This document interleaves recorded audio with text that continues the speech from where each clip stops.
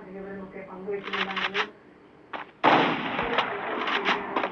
സുധിഷ, ഈ രാത്രി ഒരുപാട് വൈകിക്കഴിഞ്ഞാലും ക്രമീകരണങ്ങളിലൊക്കെ തയ്യാറായിരുന്നു. എത്തിക്കഴിഞ്ഞാലുള്ള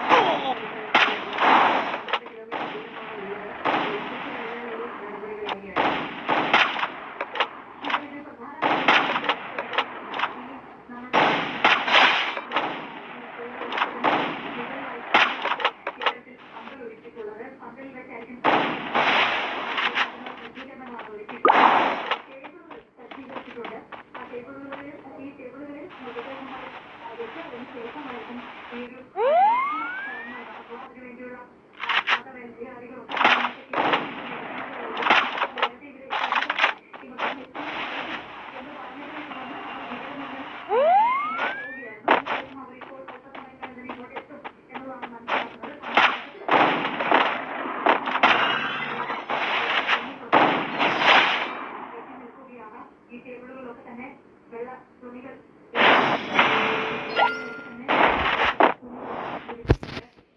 ചെയ്യുന്നതിന് വേണ്ടി പ്രത്യേക സംഘത്തെ തന്നെ ഇവർ നിയോഗിക്കുകയും ചെയ്തിട്ടുണ്ട്.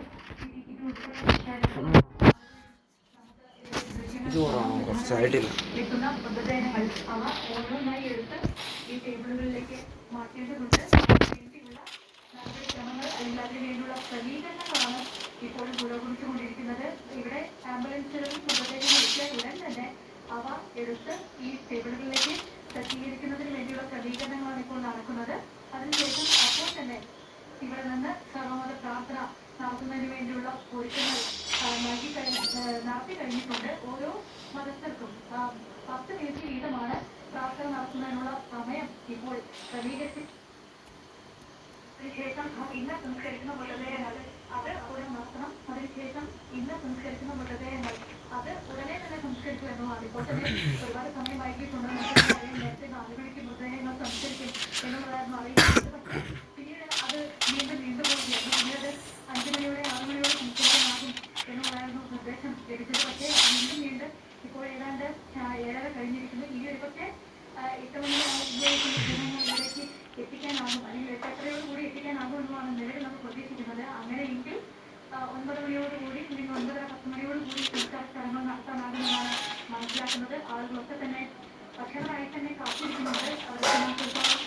തുടങ്ങിയ ഒരുക്കങ്ങളാണ്. അതിനുശേഷം ഈ പേരൊക്കെ തന്നെ സജ്ജീകരിച്ചിട്ടുണ്ട്. പിന്നീടാണ് 8 മൃതദേഹങ്ങൾ മാത്രമേ ഇന്ന് സംസ്കരിക്കുന്നുള്ളൂ എന്നുള്ള വിവരം അവർക്ക് ലഭിക്കുന്നത്. അതിനു മുമ്പ് ഇന്ന് പരമാവധി മൃതദേഹങ്ങൾ ഇന്ന് തന്നെ സംസ്കരിക്കുക എന്ന നിലയിലായിരുന്നു ഇവിടുത്തെ കാര്യങ്ങളൊക്കെ പുരോഗമിച്ചുകൊണ്ടിരുന്നത്. പക്ഷേ വൈകിട്ടാണ് 8 മൃതദേഹങ്ങൾ മാത്രമാണ് ഇന്ന് സംസ്കരിക്കുന്നത് എന്ന വിവരത്തിലേക്ക് എത്തുന്നത്. 30 കുഴികൾ ഇതിനോടൊപ്പം തന്നെ ഇവിടെ സജ്ജീകരിച്ചിട്ടുണ്ട്. പക്ഷേ ആദ്യം 8 കുഴികളിലാണ് ഇപ്പോൾ സംസ്കാരം നടത്തുക എന്നതാണ് മനസ്സിലാക്കുന്നത്. ഏതായാലും സജ്ജീകരണങ്ങളൊക്കെ ഇപ്പോൾ പൂർത്തിയായിട്ടുണ്ട്.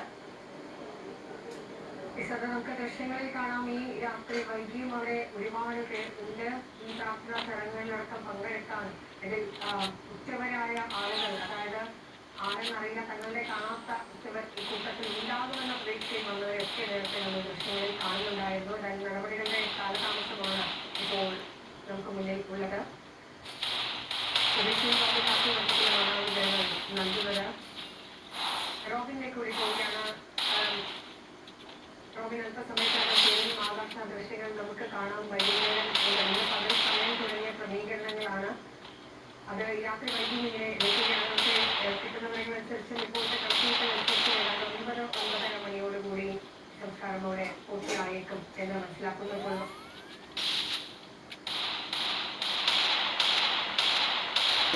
പന്തൽ എത്തിയിട്ടുണ്ട്. അവിടെ ആ പ്രാർത്ഥന നടക്കും. അതിനുശേഷം സംസ്കാരത്തിലേക്ക് നടക്കും. റോബിൻ ആശുപത്രിയിൽ ചേരുകയാണ്. റോബിൻ, നേരത്തെ ദൃശ്യങ്ങളിൽ കാണാമായിരുന്നു ക്യാമ്പുകൾ കഴിയുന്നവർ